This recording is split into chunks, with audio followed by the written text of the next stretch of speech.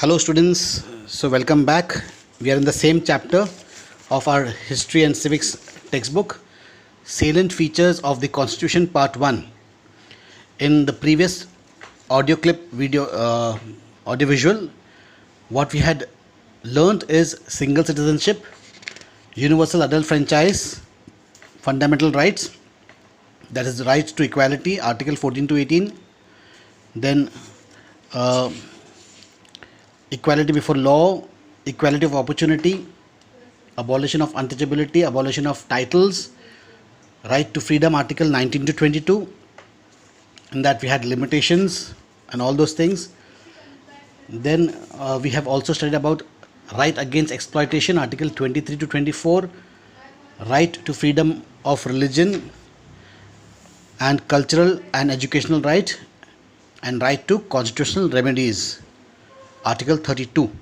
So we have done almost all the rights, and we were to discuss about the important writs. As I said that we would continue the remaining portion of this chapter, and then we would go on to the next chapter again, which is the same connecting chapter, which is labeled under the title of Salient Features of the Constitution Part 2. So in this video we are going to learn about the important writs. What is a writ? A writ is a form of a command issued from a higher authority regarding certain legal proceedings. So the important writs that we are going to study in this chapter includes the habeas corpus. What does habeas corpus means?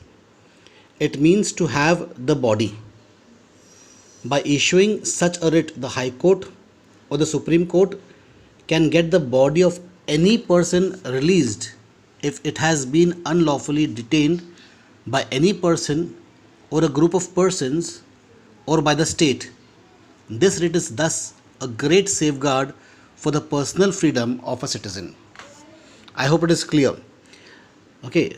Habeas corpus. Habeas corpus itself means body, and habeas means to have the body. That means sometimes what happens, the government unlawfully arrests a particular person and puts that person behind bars.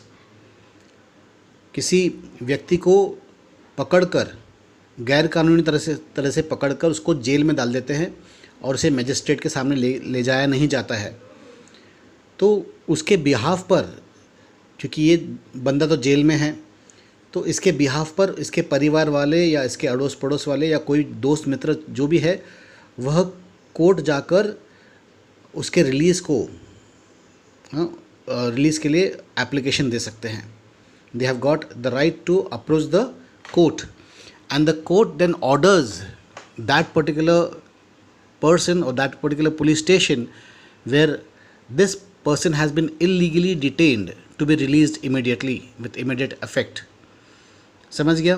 हैबेस corpus का मतलब किसी को किसी कमरे में बंद कर दिए, किसी को पुलिस ने उठाकर लेके चले गई, या कोई वजह से किसी को नज़रबंद कर दिया, तो ऐसे हालात में हम उस व्यक्ति के प्रतिनिधि बनकर, उसके रिप्रेजेंटेटिव बनकर, क्योंकि वो तो जेल में है, वो कोर्ट नहीं जा सकता, वह तो कहीं बंद है, कैद है, तो उसके बिहाफ पर उसके परिवार वाले, उसके दोस्त मित्र, उसके अड़ोसी पड़ोसी वाले जो भी कोई है, उसके बिहाफ पर जाकर हैबेस कॉर्पस का रिट ऑर्डर इशू करवा सकते हैं. ये इशू कौन करता है? ये हाई कोर्ट और सुप्रीम कोर्ट इशू करता है, और जो भी इंसान ने उसे कैद किया है उसे आदेश दिया जाता है कि इमीडिएट इफेक्ट से जिस व्यक्ति को आपने कैद किया उसे रिहा कर दिया जाए. That is known as habeas corpus. Habeas corpus means to have the body. By issuing such a writ, the High Court or the Supreme Court can get the body of an individual released if it has been unlawfully detained. हाँ, ये unlawfully detained होना बहुत ज़रूरी है. ऐसा नहीं कि हर कैदी को छुड़ा सकते हैं. गैर कानूनी तरीके से अगर उसको बंद किया गया है, उसको बंदी बनाया गया है, तो हम उसे रिलीज़ करवा सकते हैं. If it has been unlawfully detained by any person or a group of persons और by the state, यानी गवर्नमेंट भी, This writ is thus a great safeguard for the personal freedom of a citizen. Then we have the writ of mandamus. Mandamus is a Latin word. In Latin, it means we order. It is a command or an order from a superior court to a lower or an administrative authority to perform a certain duty. तो the writ of mandamus क्या है? ये एक order है जो बड़े court से, superior court से, suppose supreme court high court को ऑर्डर दे सकता है और हाई कोर्ट सबऑर्डिनेट कोर्ट्स को ऑर्डर दे सकता है. काय को ऑर्डर दे सकता है? To stop proceedings in case which might be excess of the jurisdiction of the lower court. तो ये हाई कोर्ट और सुप्रीम कोर्ट के पास ये पावर है जो लोअर कोर्ट या सबऑर्डिनेट कोर्ट्स को क्या कर सकते हैं, वो आदेश दे सकते हैं कि ये जो आप केस हैंडल कर रहे हैं ये बहुत ज़्यादा सेंसिटिव इशू है, ये आपके दायरे के बाहर पड़ता है, इससे आप डील ना करें, इसे ट्रांसफ़र कर दीजिएगा, हाई कोर्ट में ट्रांसफ़र कर दीजिएगा या सुप्रीम कोर्ट में से ट्रांसफ़र कर दीजिएगा. So the writ of mandamus is a command or an order from a supreme court, from a superior court to a lower court or an administrative authority to perform a certain duty. Then writ of prohibition. The writ of prohibition is an order issued by a superior court to a lower court to stop proceedings in case which might be accessed in the jurisdiction of the lower court. तो mandamus और writ of prohibition लगभग बहुत कुछ similar है इसमें, लेकिन actually ये similar नहीं है, थोड़ा बहुत फ़र्क है इसमें. द रिट ऑफ प्रोहिबिशन क्या है? एक ऑर्डर है सुपीरियर कोर्ट को लोअर कोर्ट के लिए to stop proceeding in a case which might be in excess of the jurisdiction, है ना. तो writ of, so in what way is mandamus different from prohibition, writ of prohibition? देखो difference between mandamus and prohibition. Mandamus can be issued against any public official. It can be issued against public body, corporation, smaller court, tribunal or government. But writ of prohibition can be issued only against judicial and quasi-judicial authorities and not against administrative authorities or legislative bodies. तो दोनों में क्या फ़र्क है? Mandamus जो है ये एक ब्रॉडर सेंस में है. ये कोर्ट के अलावा हाई कोर्ट, लोअर कोर्ट्स को इशू करने के अलावा वह एडमिनिस्ट्रेटिव ऑफिसर्स को भी इशू कर सकता है, अथॉरिटीज़ को इशू कर सकता है. लेकिन प्रोहिबिशन में केवल ये कोर्ट टू कोर्ट होगा, higher court to lower court होगा. ये फ़र्क है दोनों रिट्स में. I hope I am clear with this. Writ of certiorari. This writ is issued by a superior court to a judicial authority desiring to be informed of what is going on, हो क्या रहा है. Writ of क्रिटियोरी मतलब क्या चल रहा है. तो ये एक हायर कोर्ट या सुपीरियर कोर्ट जो है वो लोअर कोर्ट से पूछता है कि इस पर्टिकुलर केस में अभी तक आप कहाँ पहुँचे, अभी तक के आपने इस केस के बारे में क्या किया, उसके बारे में हमें जानकारी दीजिए. Though it appears similar to the writ of prohibition, there is a difference. Writ of prohibition is issued when certain proceedings are going on. The writ of certiorari is issued after the order has already been passed by the lower court. ठीक है. तो writ of क्राइटेरोरी और writ of prohibition भी काफ़ी कुछ similar लगता है, क्योंकि यहाँ पर भी सुपीरियर कोर्ट जो लोअर कोर्ट से पूछता है कि क्या चल रहा है, क्या हो रहा है. लेकिन दोनों में फ़र्क क्या है? जो रिट ऑफ प्रोहिबिशन है उसमें क्या है, जब सर्टन प्रोसीडिंग्स चल रही है, जब सर्टन प्रोहिबिशन चल रही है कि तब जाकर जो सुपीरियर कोर्ट है वो लोअर कोर्ट को सवाल कर सकता है. लेकिन रिट ऑफ सेटिरोरी में, क्राइटेरोरी में फ़र्क ये है कि केस कंप्लीट होने के बाद जो लोअर कोर्ट जो ऑर्डर देता है, जो लोअर कोर्ट ने जो भी लॉ पास किया है, जो न्याय दिया है, उसके ऊपर सवाल खड़ा कर सकती है हायर कोर्ट या superior court. The writ of certiorari is issued after the order has already been passed by the lower court. तो ये फ़र्क है दोनों रिट्स में, रिट ऑफ प्रोहिबिशन में और रिट ऑफ सर्टियोरेरी. नेक्स्ट है को वारंटो. को warranto means by what order, किस आदेश पर. It is issued when a person has usurped any office This writ thus prevents public officers from forcibly or wrongly holding a high public office. तो कभी कभी office में ऐसा होता है कि बॉस में और उसके सबऑर्डिनेट में थोड़ा सा गैर समझ हो जाता है। जो सीट वेकेंट होने से पहले ही कोई आकर उस सीट पर अपना हक जमा लेता है बगैर कोई ऑर्डर के, बगैर कोई परमिशन के। उसका ना प्रमोशन हुआ है, ना ही उसे कोई आदेश मिला है, लेकिन वह ऐसा बिहेव करता है, ऐसा बर्ताव करता है कि उसे वह आदेश मिल गया है और वह अपने जो सीमा से बाहर काम करना चालू करता है। तो इसके ऊपर कोर्ट जो है उन्हें आदेश देता है कि आपको ये अधिकार किसने दिया है अपने पावर से बाहर काम करने का। It means by what order it is issued when a person has usurped means ज़बरदस्ती कब्जा कर लेना any office. This writ thus prevents public officers from forcibly or wrongly holding a high public office. The writs make the right to constitutional remedies the most important and also make it an effective tool for their enforcement. Though presently only the Supreme Court and the High Court have the power to issue these writs. The Parliament can confer similar powers on other courts. तो ये जो सारे जो Ritz हैं हमने जो अभी पढ़े हैं, ये पांचों के पांचों रिट्स क्या है, ये रिट्स ऑफ कॉन्स्टिट्यूशनल रेमेडीज़ को और ताकतवर बना देता है। कॉन्स्टिट्यूशनल रेमेडीज़ मतलब the option to approach the court, है ना। क्योंकि अगर हम कोर्ट के पास जाएंगे, कोर्ट के पास में ये अधिकार है, ये सब रिट्स देने का अधिकार है, तो ये कोर्ट को, ये इंडियन कॉन्स्टिट्यूशन को और मजबूत करता है और ताकत प्रदान करता है। देन अगला है राइट टू एजुकेशन। ये जो नया राइट आ गया है recently, this right has been granted by the constitution 86 amendment act 2002. By this act, a new article 21A has been inserted in the Constitution, which states, the state shall provide free and compulsory education to all children of the age of 6 to 14 years in such manner as the state may by law determine. तो ये right of education क्या है? ये right of education के अनुसार ये 2002 में ये राइट पास हुआ है कि हर जो बच्चा है, भारत का हर एक बच्चा जो 8 साल की उम्र से लेकर 14 साल की जो उम्र है उसे 6 साल की उम्र से लेकर 14 साल की उम्र तक का उसे कंपल्सरीली एजुकेशन मिलना ही है। 6 साल से लेकर 14 साल की उम्र में these children have the right to education. और ये जिस माध्यम से पढ़ना चाहते हैं, जिस बोर्ड से ये पढ़ना चाहते हैं, वो उस बोर्ड के स्कूल में जाकर वो एप्लीकेशन दे सकते हैं। और वहाँ पे अगर सीट वेकेंट रहेंगी तो इनको वहाँ पे एडमिशन देना ही पड़ेगा। So article 31 of the constitution, अब हम पढ़ रहे हैं right of property, right to property.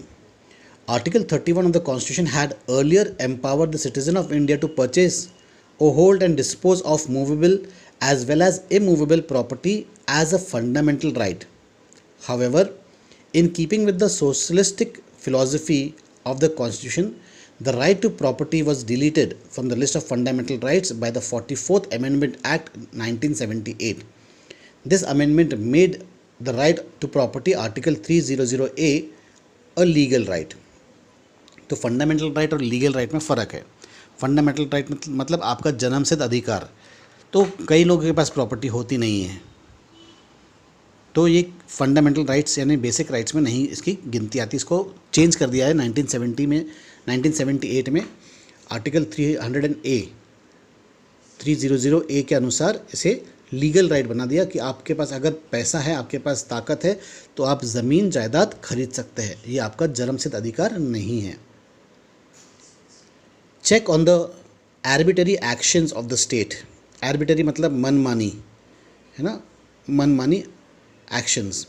Check on the arbitrary actions of the state. The fundamental rights secure to the individual are in the nature of limitations or restrictions of the arbitrary actions of the state. Article 13(2) declares that all laws and executive orders in force immediately before the commitment of the Constitution inconsistent with the fundamental rights are void to the extent of such inconsistency. This article thus provides for judicial review of all legislations in India. However, the Constitution has empowered the state to make valid exceptions to the rights on the grounds such as security of the state, public orders, public morality, etc. तो ये check on arbitrary action क्या हमें क्या समझाने की कोशिश करता है कि हर इंसान के पास में उनके अधिकार है, उनके जन्मसिद्ध अधिकार है, लेकिन सरकार के हित में भी ऐसे कुछ कानून हैं जिससे सरकार इमरजेंसी केसेस में हमारे जो फंडामेंटल राइट्स, हमारे बेसिक्स राइट्स है, वो टेम्पररीली सस्पेंड कर सकते हैं।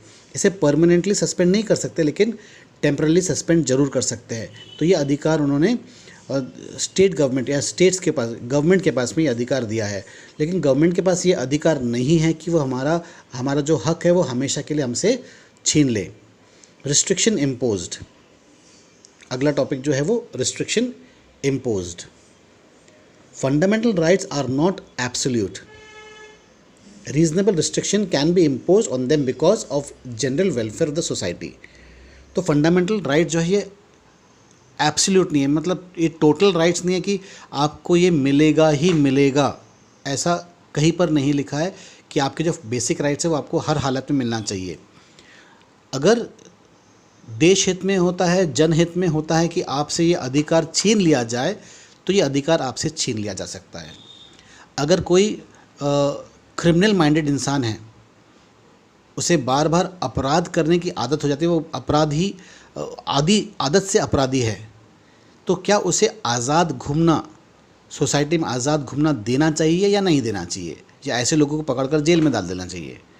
कोई ऐसा इंसान है जिसको किसी का मर्डर करने में बड़ा मज़ा आता है, उसको खून देखने में बड़ा मज़ा आता है, किसी को मारने में मज़ा आता है, किसी के यहाँ चोरी करने में मज़ा आता है, तो इसका ये मतलब नहीं उसका जन्म से अधिकार है घूमना फिरना तो उसे आज़ाद छोड़ दे, नहीं।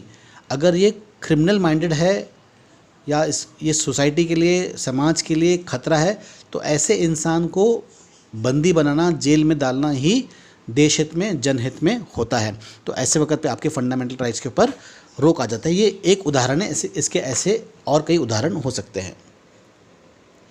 The fundamental rights can be suspended when the president declares a state of emergency in the country in case of war, external aggression or armed rebellion.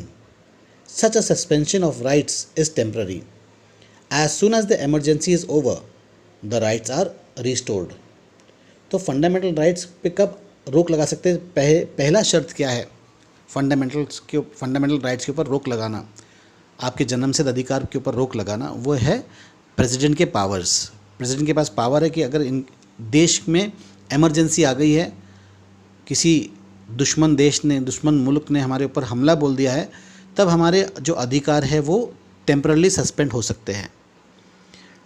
यानी अगर वॉर हो गया, एक्सटर्नल एग्रेशन हो गया, या आर्म रिबेलियन हो गई, दंगे चालू हो गए, तो हमारे जो अधिकार वो छीन लिए जाते हैं।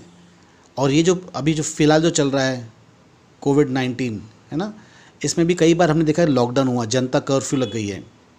ये जनता कर्फ्यू है ना, ये हमारे घूमने फिरने के अधिकार हमसे छीन लिया गया है, लेकिन ये हमारे हित में है। कल मंगलवारी मार्केट था, कल ट्यूसडे मार्केट था, मार्केट गए तो मार्केट बंद, क्यों? क्योंकि सोशल डिस्टेंसिंग मेंटेन नहीं हो सकता है ओपन मार्केट्स में। तो इसलिए हमारे जो अधिकार है वो टेम्परली फ़िलहाल सरकार ने ले लिया, जब तक का ये कोविड-19 ख़त्म ना हो जाए या इसका कोई वैक्सीन ना निकल जाए, इसका कोई दवाई इलाज ना निकल जाए, तब तक का हमारा आज़ादी से घूमना फिरना, मॉल्स जाना, सिनेमा हॉल्स जाना, इसके ऊपर सब हमारी रोक लगा दी गई है।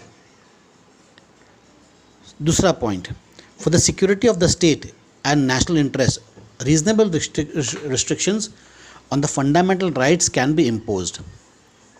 Parliament has the power to modify the application of fundamental rights to the members of the armed forces, police force and intelligence organization so as to ensure proper discharge of their duties. तो सरकार के पास में ये अधिकार है कि हमारे fundamental rights को मॉडिफाई कर सकते हैं। खास करके जो आर्म्ड फोर्स के लोग हैं, पुलिस फोर्स है और जो इंटेलिजेंस ऑर्गेनाइजेशंस है, इन सब के जो ड्यूटीज़ को अपने कर्तव्य को निभाने के लिए कानून जो है, गवर्नमेंट जो है, ये फंडामेंटल राइट्स को मॉडिफाई कर सकते हैं, जो अभी के हालत में चल रहा है। Third point, there are some laws which restrict the use of these rights in public interest. The maintenance of internal security act, MISA, maintenance of internal security act, defence of India right, DIR, preventive detention act, PDA, the national security act 1980, NSA, and Essential Service Maintenance Act, ESMA, etc. are made to safeguard the interests of the nation, but they curtail the use of the fundamental rights. ठीक है, तो कुछ हालात में जैसा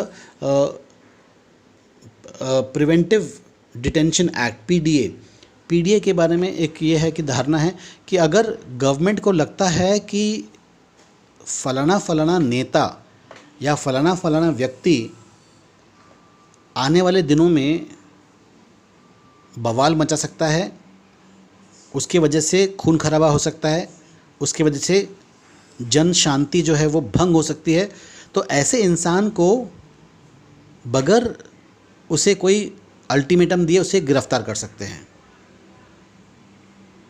जैसा हुआ Jammu and Kashmir में हुआ था, वहाँ के चीफ मिनिस्टर को जेल में डाल दिए थे क्योंकि वहाँ पे आर्टिकल जो 360 है उसको हटाना था, वहाँ से कुछ नया आर्टिकल बनाना था, कुछ नए फंडास को डालना था। तो ये जो नेता जो होते हैं वो पब्लिक ओपिनियन को सुलगा सकते हैं, भड़का सकते हैं।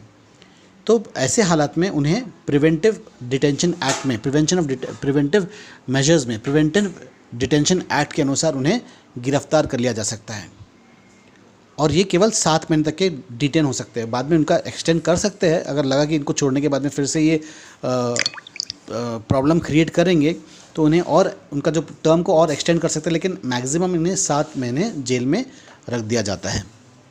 इसे हम कहते हैं the preventive detention act. Suspension of fundamental rights, आपके फंडामेंटल राइट्स कब सस्पेंड हो सकते हैं? The fundamental rights guaranteed by the Constitution remain suspended while a proclamation of emergency is made by the President under Article 352. As soon as a proclamation of such an emergency is made, the legislature is free to make any law and the executive has the liberty to take any action, even though it restricts the right to freedom of speech and expression, assembly, association, movement, residence, profession or occupation. These restrictions remain in effect only as long as the emergency is in operation. तो हमारे fundamental rights हमसे कब छीन लिए जा सकते हैं? जब कोई प्रकार का नेशनल इमरजेंसी हो या फाइनेंशियल इमरजेंसी या जनरल इमरजेंसी हो, तो प्रेसिडेंट के पास में ये अधिकार है कि वो हमारे फंडामेंटल राइट्स हमसे टेम्पररीली, जब तक का इमरजेंसी है तब तक वो हमसे ले लें। When a proclamation of emergency is in operation, the President may by order declare that the right to move a court for the enforcement of the fundamental right shall remain suspended. तो आप इस दौरान जब तक का ये emergency लागू है, जब तक का इमरजेंसी चल रही है, आप कोर्ट के पास भी इस बात को लेकर के हमारे अधिकार हमसे छीन लिए गए हैं, ये आप कोर्ट के पास भी जा नहीं सकते। यानी अभी फ़िलहाल क्या एक प्रकार की इमरजेंसी चल रही है, ये एक प्रकार की मेडिकल इमरजेंसी है जो 100 साल में एक बार आती है, बड़े मुश्किल से आती है ऐसे हालात किसी सरकार के ऊपर। इससे पहले 1918 में आई थी, अब 2020 में आई है या 2019 में आई है। तो ये एक प्रकार की इमरजेंसी है। जब जनता कर्फ्यू लगता है तो आप ये नहीं बोल सकते कि हम घर के बाहर जाएंगे और हमें कोई रोकेगा नहीं, कोई टोकेगा नहीं, हम पर कोई कार्रवाई नहीं होगी, क्योंकि ये हमारा घूमने फिरने का जन्मसिद्ध अधिकार है। आपसे ये अधिकार टेम्पररीली लिया जाता है। हो सकता है आने वाले कुछ दिनों में फिर से कर्फ्यू लग जाए। पिछले कुछ दिनों में लगा था 2 दिन का कर्फ्यू, आगे भी लग सकता है। तो ये एक इमरजेंसी सिचुएशन है जो कि प्रेसिडेंट ये इशू करता है। फंडामेंटल ड्यूटीज़, हर कोई अपने राइट्स के बारे में तो जानते हैं कि ये हमारा अधिकार है, लेकिन हमारे कर्तव्य क्या है, हमारे बेसिक कर्तव्य क्या है, इसके बारे में कोई ज़्यादा चर्चा नहीं करता और चर्चा नहीं करना चाहता है, क्योंकि ये करने वाली बात आती है। तो फंडामेंटल ड्यूटीज़ क्या है? Duties and rights go hand in hand. There can be no rights in a society where there are no duties. For example, if we have a right to life, it is our duty to respect others' life and not to injure another person. Similarly, the right to freedom implies that we have to maintain a self-restraint and accord similar rights to others which we want for ourselves. तो अपना fundamental rights है अपने पास में, तो fundamental rights तभी होंगे जब हमारे पास में फंडामेंटल ड्यूटीज़ होगी। तो ऐसी कोई सोसाइटी एग्जिस्ट नहीं करती है जहाँ पर राइट्स और ड्यूटीज़ साथ साथ नहीं चलते। अगर आपको अधिकार चाहिए तो आपके कर्तव्य भी होना चाहिए, आपके खुद के कर्तव्य होना चाहिए। It was in keeping with these ideals in view that fundamental duties were incorporated in the constitution of India. तो इसी बात को ध्यान रखते हुए इंडियन कॉन्स्टिट्यूशन में फंडामेंटल ड्यूटीज़ को भी इंक्लूड कर दिया। So what are the kinds of fundamental duties? किस किस प्रकार के फंडामेंटल ड्यूटीज़ होते हैं? The fundamental duties were added to the constitution by the 42nd amendment act 1976 and inserted in part 4 of the constitution. The Article 51A of the Constitution states that the following 10 duties of a citizen. तो fundamental duties कब incorporate हुए? ये हुए 1976 में 42nd amendment act के द्वारा। Part 4 में इसके बारे में जिक्र किया है। आर्टिकल 51A कहता है कि आपके जो ड्यूटीज़ है, सिटीजन्स की जो ड्यूटीज़ है वह ऐसे है। सबसे पहले A, to abide by the constitution and respect its ideals and institutions. आपको कानून का पालन करना पड़ेगा और उसके अनुसार आपको चलना पड़ेगा। To abide by the constitution and respect its ideals and institutions, the national flags and the national anthem. तो ये इंस्टीट्यूशंस क्या है? जो जुडिशरी है, एग्जीक्यूटिव्स है और लेजिस्लेचर है, ये इसके इंस्टीट्यूशंस है। इनका सम्मान हमें करना पड़ेगा। अगर कोई सरकार जीत कर आती है मेजॉरिटी से और बाय चांस ये आपकी चॉइस वाली सरकार नहीं है, तो इसका ये मतलब नहीं है क्योंकि आपने इस पार्टी को वोट नहीं दिया है तो आप इस सरकार की बात नहीं मानेंगे। ये आपका कर्तव्य होता है, ये आपकी ड्यूटीज़ होती है कि जो सरकार डेमोक्रेटिकली फॉर्म्ड है, जो मोस्ट पॉपुलर सरकार है, जो इलेक्शन जीत कर आई है, उसके दिए गए नियमों का आपको पालन करना ही पड़ेगा। तो ये आपका पहला ड्यूटी बनता है। इसमें ये भी है कि जो नेशनल फ्लैग है हमारा, जो तिरंगा जो है, जो ट्राई कलर जो इंडियन का जो नेशनल फ्लैग है, उसका आपको हर हालत में उसका सम्मान करना है, उसकी इज़्ज़त करना है। और हमारा जो नेशनल एंथम है जन गण मन, जब भी ये गाना आप सुनते हैं तो ये आपका कर्तव्य बनता है कि आप अपने स्थान पर खड़े होकर उसे सम्मान दें। अगर आप सिनेमा हॉल में जा रहे हो, सिनेमा हॉल में हो, तो वहाँ पर जब जन गण मन बजता है तो आपको अपने सीट से खड़े होकर उसे सम्मान देना पड़ता है। या आप स्कूल के असेंबली में हैं, जब भी जन गण मन गाते हैं तो आप आपस में बात नहीं कर सकते, आप हिलडुल नहीं सकते, आपको 52 सेकंड के लिए, 52 सेकंड्स के लिए सावधान पोजीशन में खड़ा होना पड़ता है। ऐसा नहीं है लेकिन कि अगर आप रोड पर चल रहे हैं और अचानक से आपने कहीं पर राष्ट्रगान सुन लिया तो आपने वहीं पर ब्रेक मार दिया सड़क के बीचों बीच में, यहाँ पर आपको ये नहीं करना पड़ता है। अगर आप चाहते हैं तो गाड़ी साइड में लगाकर आप सावधान में खड़े हो सकते हैं, वरना आप वहाँ से चुपचाप अपना चले जा सकते हैं। तो ये इसका अपमान नहीं है। While you are travelling on the road या कोई इमरजेंसी आ गई है तो इमरजेंसी में अगर आप हिलते हैं, डुलते हैं, चलते हैं, फिरते हैं तो ये असम्मान वाली बात नहीं आती है। तो ड्यूटीज़ क्या है? पहला जो है कि हमने अपने कॉन्स्टिट्यूशन को रिस्पेक्ट करना है, दूसरा है to cherish and follow the noble ideals which inspired our national struggle for freedom. To cherish and follow the noble ideals which inspired our national struggle for freedom. हमारा कर्तव्य बनता है कि जो हमने आइडियल जो रखा है कि हम एक डेमोक्रेटिकली फॉर्म ऑफ गवर्नमेंट का पालन करेंगे। जब हमें आज़ादी मिली है, हमने सोचा कि हम इस प्रकार की सरकार बनाएंगे, इस प्रकार से नीतियाँ बनाएंगे, इसका हम पालन करेंगे, इसका हम सम्मान करेंगे। हमें वह राष्ट्रीय गोल को, वह राष्ट्रीय एम को, नेशनल एम को हमें ध्यान में रखना होगा। तीसरा C, to uphold and protect the sovereignty, unity and integrity of India. हमारा कर्तव्य बनता है कि हम हमारे देश की सीमाओं को सुरक्षित रखें, हमारे देश के भाईचारे को सुरक्षित रखें। D, to defend the country and render national service when called upon to do so.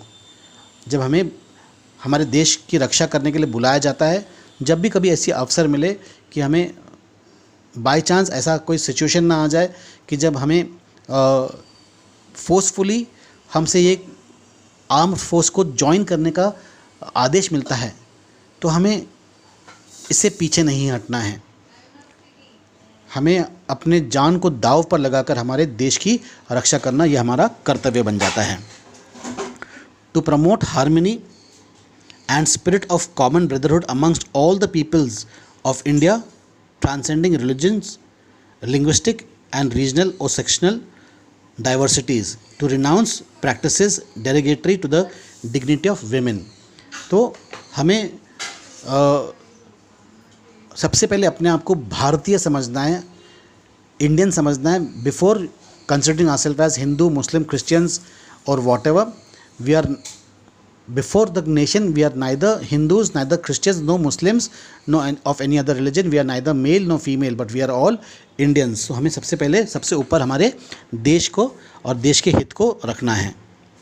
To value and preserve the rich heritage of our composite culture, to protect and improve the natural environment including forests, lakes, rivers and wildlife, and to have compassion for living creatures, to develop the scientific temper, humanism and the spirit of inquiry and reforms, to safeguard public prosperity and to observe violence, to strive towards excellence in all spheres of individual and collective activity so that the nation consistently rises to higher levels of endeavor and achievement. It is the duty of the parent or guardian to provide opportunities for education to his child, or as the case may be, ward between the age of 6 and 14 years। तो माँ बाप का ये कर्तव्य बनता है कि वो देखे कि अपने बच्चों को ऐसा अवसर दे, ऐसा अवसर प्रदान करे कि वह पढ़े और लिखे, खास करके 6 साल से लेकर 14 साल के बच्चों के बीच में। तो ये सब हमारे ड्यूटीज़ बनते हैं, हमें इस ड्यूटीज़ को पूरा पालन करना होता है। The clause K was added by the constitution 86 amendment act 2002। यानी क्लॉज के क्या है? The duties of a parent और guardian to see that the children between the age of 6 to 14 are imparted education. ये नया clause है, 2002 में इसे add किया गया है। Importance of fundamental duties. Fundamental duties हमारी इम्पोर्टेंस क्या है? The fundamental duties are enlisted in the constitution of India to make the citizen aware of the social and economic obligation, to warn them to do and not to do certain things in the interest of the country, fellow citizens and themselves, to protect and awaken the people to their cultural heritage, to tame the unruly elements in society, to strengthen national harmony as they stir up patriotism। Okay, तो हमारे important fundamental duties क्या है? बहुत सारे duties हमने देखे, ए से लेके के तक का है, यानी 11 ड्यूटीज़ दिखाए गए हैं यहाँ पर। इसमें से जो इम्पॉर्टेंट है, सबसे पहले to make citizen aware of the social and economic obligations. आपके ऑब्लिगेशन मतलब आपका कर्तव्य है, towards the society, towards the government economics. यानी अगर आप चाहते हैं कि देश तरक्की करे तो आपको देश के तरक्की में आपका योगदान देना होगा। आप किस प्रकार से योगदान दे सकते हैं उनके इकोनॉमी में इम्प्रूवमेंट लाने के लिए? आप जो टैक्सेस जो इम्पोज करते हैं गवर्नमेंट, आपको नियमित तौर से आपके टैक्सेस आपको भरने पड़ेंगे। ये आपका इकोनॉमिक ड्यूटी बन जाता है। दूसरी बात है to warn them to do and not to do certain things in the interest of the country, fellow citizen and themselves. आपको ये वार्निंग दी जाती है कि आपको क्या करना है और क्या नहीं करना है देश हित में, जनहित में। देश हित के अनुसार क्या करना सही होगा, क्या करना गलत होगा, आपको बार बार ये जानकारी गवर्नमेंट से दी जाती है। तीसरी बात है to protect and awaken the people to the cultural heritage. हमारा जो कल्चरल हेरिटेज है हमको उसको सुरक्षित रखना है।